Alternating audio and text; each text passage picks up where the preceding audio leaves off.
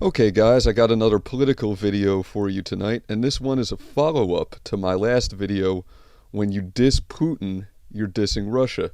Now in that video, I talked about Putin's high approval rating, which is actually 83%, not 85, so mea culpa on that. Although it has been 85 in the past. Well, what's going on is that in the comments section of this video, my audience is disputing the claims that I make. And my audience is getting fucking schooled. And we're going to talk about that a little bit. So let's go down here to this comment. And we've got Sir Arg Pirate. And he says, Russia is a democracy in the sense that they hold elections. However, there is almost no opposition. Opposers are very often harassed. The media is almost exclusively pro-Putin, and the parliament is basically dictated by Putin. And of course, the elections are certainly rigged. And my reply to that comment is, there's no viable opposition because the people won't support any. Lol at certainly rigged. Why? Because you say so? Russia allows international election monitoring, unlike the United States. Now, this is a very important thing. Unlike the United States, Russia actually has government transparency. They allow international observers to monitor their elections. The United States does not. Now, there's no federal law prohibiting international election monitoring of U.S. elections. But it's a states' rights issue. What happens is that some states allow international observers to monitor at the polls, but other states shoo observers away from the polls, and the feds allow this to happen. But let's go up to the real gold here. We've got the Portuguese, and he says, lol, Putin vodka and Putin t-shirts are popular. Therefore, 85% approval must be absolutely correct. Damn, were you a statistics major or something? And I replied saying, do you have some sort of hard evidence or even a persuasive rational argument, besides Pooty Poot is a dictator, to prove that it isn't correct? No? Well, alright then. Guess you'll be putting your thumb back in your mouth soon, eh? And then the Portuguese responds with this big post, and I guess I'll read the whole thing. And he gives a timestamp for my video as if I forgot what I said in the video.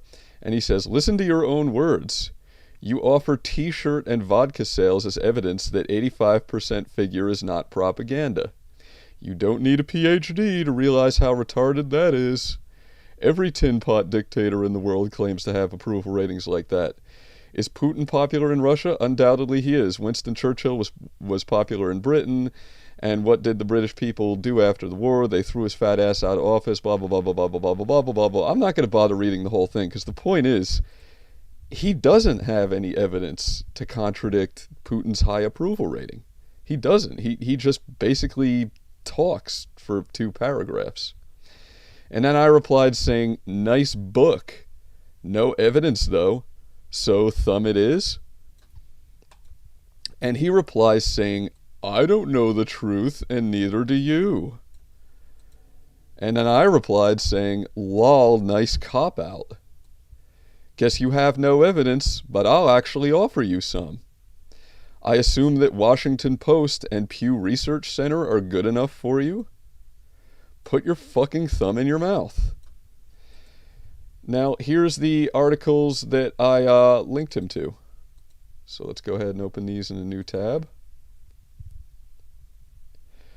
This is the Washington Post, how to understand Putin's jaw-droppingly high approval ratings. And right here, see this picture?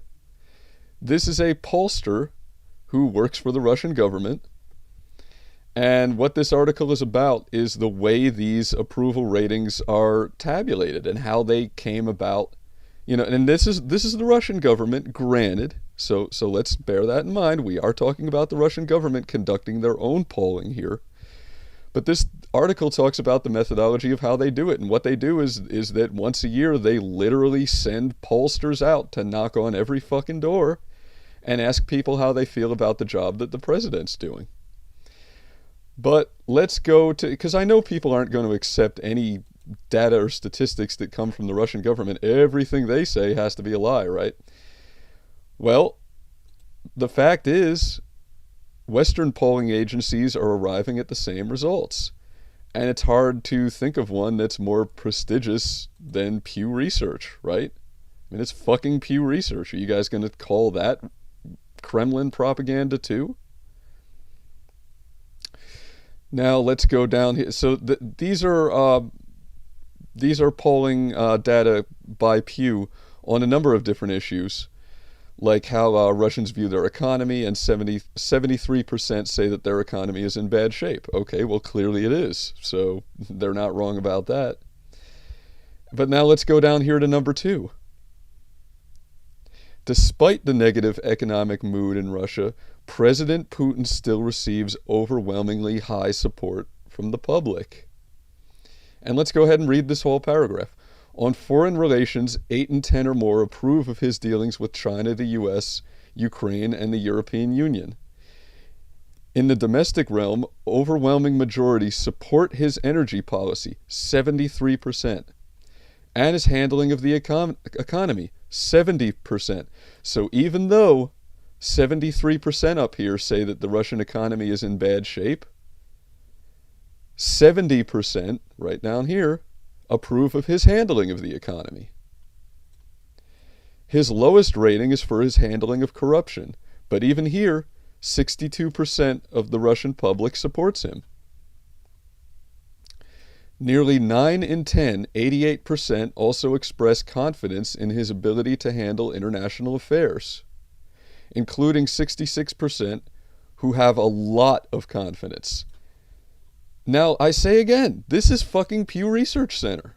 This is Pew. This is a Western polling organization, which would have every, okay, so you guys will probably take this statement as being somewhat anti-Western, whatever, but these are the people who have every reason to lie. These are the people who have every reason to say that Putin is a dictator and that his approval rating isn't high. And even they have to fucking admit it's high as fuck. So, yeah, fucking the Portuguese over here, like, put your fucking thumb back in your mouth, bro. You don't have the facts to contradict what I'm saying. My claim that Putin's approval rating among the people he governs is fucking high as fuck. It's 83%. There is a mountain of evidence to support this, and you have no evidence to contradict it. So basically, shut the fuck up. And the point of this video is not just to browbeat my audience and say, ha, I told you so, I was right and you were wrong, even though I'm fucking right and you guys are fucking wrong. Nevertheless, I'm actually going to spend the rest of the video getting into the real reason why this is the case. And we're going to do that by going back to a video that I've played before. This is from Russia Insider. It's Crybaby Obama again blames Russian President Putin for decline in relations. And I played this video before, but we're just going to play a few seconds of it this time to illustrate my point and kind of segue into it. So let's listen to what Obama had to say. I think it's fair to say that after President Putin came back into the presidency, that an escalating anti-American rhetoric, that return to an adversarial spirit that I think existed during the Cold War has made the relationship more difficult. Okay, so let's pause there for a second. So he says after Putin came back into office, there's an escalation of anti-American rhetoric. Okay? Now, the mistake that Obama is making here, and I doubt it was really a mistake, this is what we call propaganda, but the mistake, if we choose to call it that, is reversing the cause with the effect. See, Obama is suggesting that because of Putin's presidency, there's an increase in anti-American sentiment among the Russian people, where it's the opposite. It's because of the increase in anti-American sentiment that support for Putin is so high. But we're going to get into the reasons for why that is in just a moment. We associate your name with our hope for a breakthrough in relations between our countries. He has been improvising himself into a nationalist approach to Russian policy that is scaring the heck out of his neighbors and is badly damaging his economy. Okay. So, so there's a nationalist approach to Russian policy, and this is being spearheaded by Putin, right? Putin is the reason. Putin is single-handedly turning Russia into a nationalist country, right? Russians are nationalists now because of Putin. Well, let's discuss that a little bit. Let's talk about Russian nationalism, which is indeed very high right now, and what the cause for this is, and why this happened. So, I want to lead into this explanation with a reference to former Texas Senator Charlie Wilson. And a lot of you have probably seen the excellent film about him, where he's played by Tom Hanks, called Charlie Wilson's War. For those of you who haven't, here's the gist. Charlie Wilson is the guy who acquired funding to arm the Mujahideen in the 1980s to expel the Soviet occupiers from Afghanistan. And they were successful in doing this with the weapons that they acquired from the United States and the training and funding. The Mujahideen were able to wage an asymmetrical warfare of attrition against the Red Army and basically send them packing. But what happened after that is that Charlie Wilson attempted to acquire additional funding from Congress to fund the building of schools and hospitals in Afghanistan. And his rationale was, hey, you know, we've kicked the Soviets out. The Soviets aren't a problem in Afghanistan anymore.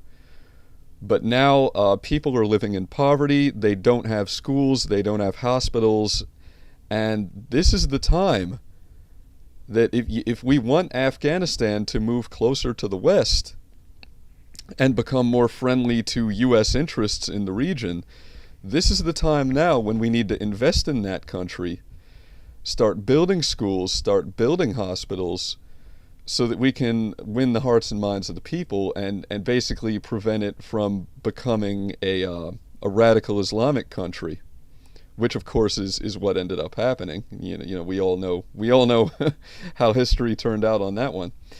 And what happened is that Congress didn't approve the funding. They were like, well, you know, why would we want to pay foreign aid for a bunch of goat herders in Afghanistan? You know, the Soviets are gone. We kicked the Red Army out. So who cares about them getting hospitals and schools?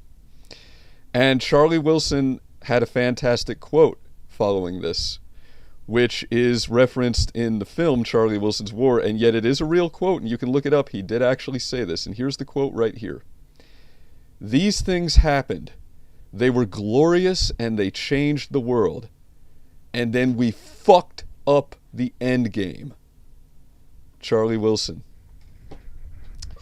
Well, the same thing happened with Russia. It's really exactly the same thing, and I'm gonna make the point here.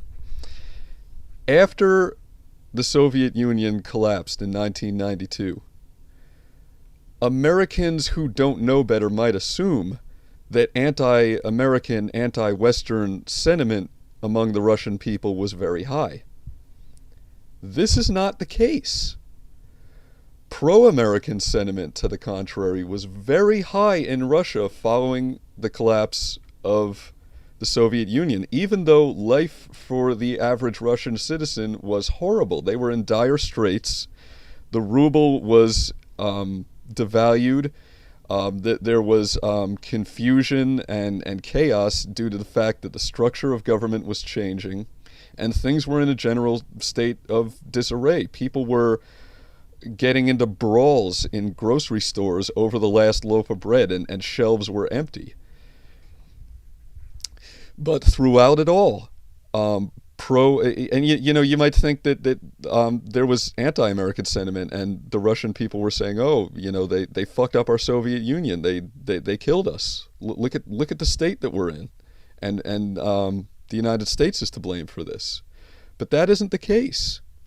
In fact, a lot of Russians were kind of crossing their fingers and hoping that, oh, the United States is going to come to our rescue now. Now that, they only hated us because we were communists, but now that we're not communists anymore, they're going to start sending us foreign aid. And the wealthy United States is going to come to our rescue, and they're going to start sending shipments of food over, and they're going to help us out. They're going to give us foreign aid the same way they give foreign aid to other first world aligned countries.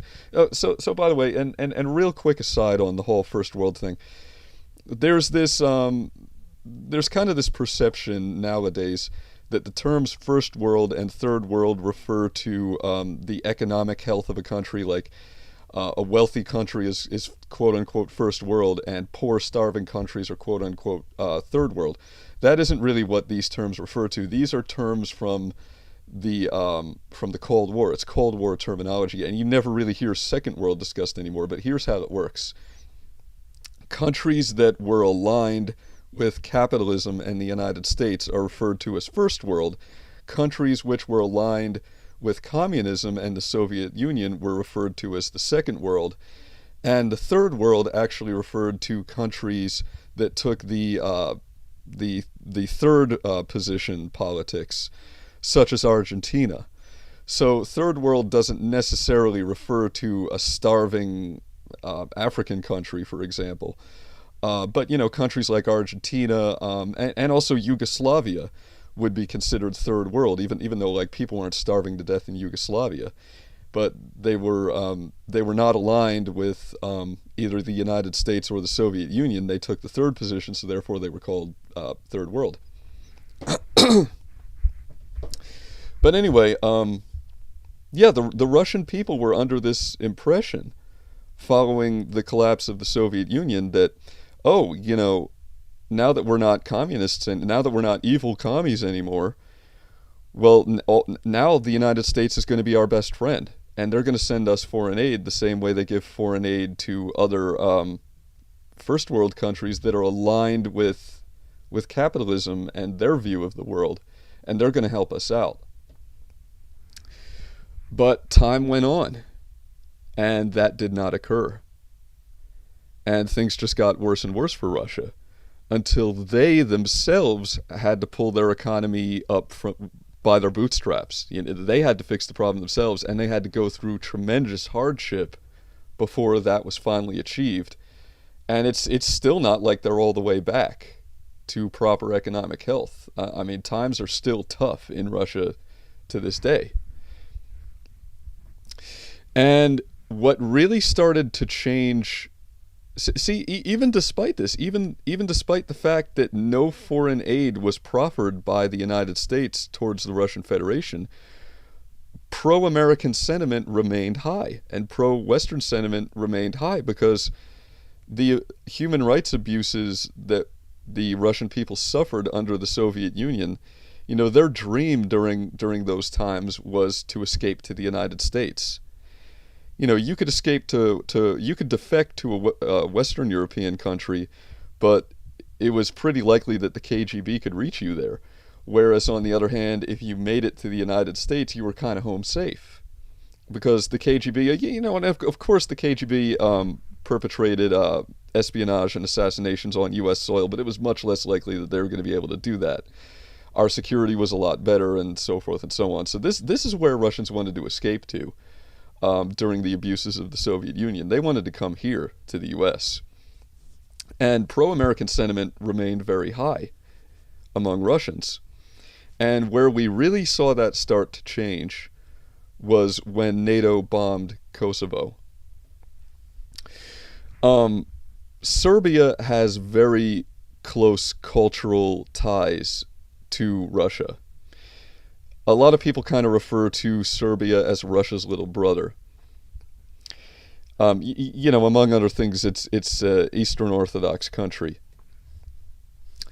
And when intervention occurred during the Yugoslav War, Russian troops were actually part of that coalition effort because they were under the assumption that that Serbia would be dealt with equitably and that they would be given a fair shake. They were kind of under the assumption that, okay, we're going to go in as a peacekeeping force and we're going to settle things down, but nobody's going to get hurt. And instead what ended up happening is we bombed the fuck out of the Serbs and killed a bunch of Serbs. And the Russians were shocked by this. They were like, why the fuck is America doing this to us? Why are they killing Serbs? And in fact, this is where the term Pindosi comes from. So a negative pejorative term that Russians use for Americans is Pindos. And they sometimes refer to the United States of America as Pindostan. Well, what does Pindos mean? Pindos means cowards. And that term began to be used because Russian troops that were part of the coalition effort in Yugoslavia during the Yugoslav wars were serving alongside American troops. And what the observation that they made, what they noticed, is that the Americans were much better armed. They had much better equipment. They had all kinds of armor. They were really protected. And yet they didn't like to be on the front line of the fighting. And it ended up having to be the Russians with their inferior weapons and inferior armor who were kind of doing the heavy lifting and doing the grunt work. So they started referring to them as Pindos, cowards. And originally that was just a term that the Russian army used for U.S. troops. But now in 2017, it's a term that the Russian people use for us all. They kind of they refer to Americans as Pindosi. And the reason for this, the reason why anti-American sentiment and anti-Western sentiment began to take hold in Russia is because the Russian people figured out that they were wrong about the motivation of the Cold War. They were under the impression that the United States was aggressive towards Russia because it was an ideological difference, because, oh, they're capitalists and we are communists, so they hate us for being communists. But then eventually the cold, hard truth began to sink in. Oh, they didn't hate us because we're communists, they just hate us because we're Russian.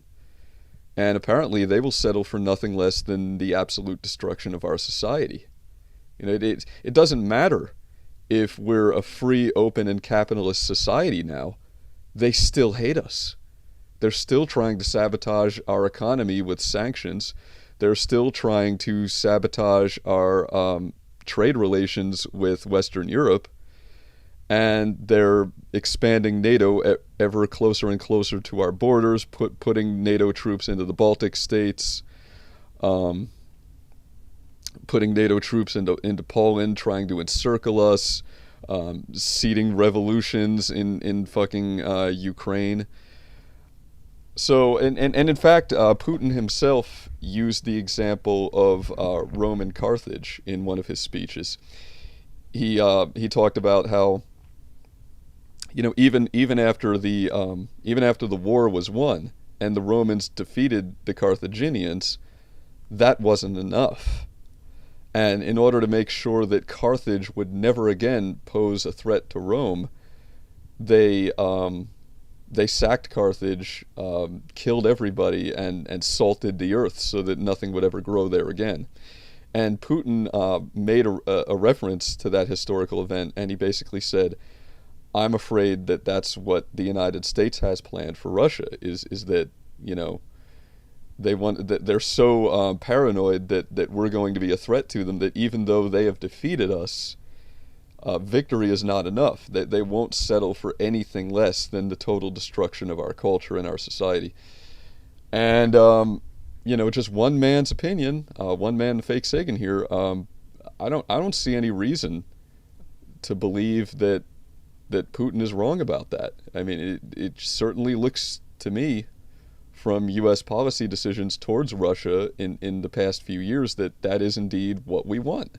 We won't settle for anything less than the total destruction of their society. So, that is all the news that's fit to print. Keep it motherfucking fake.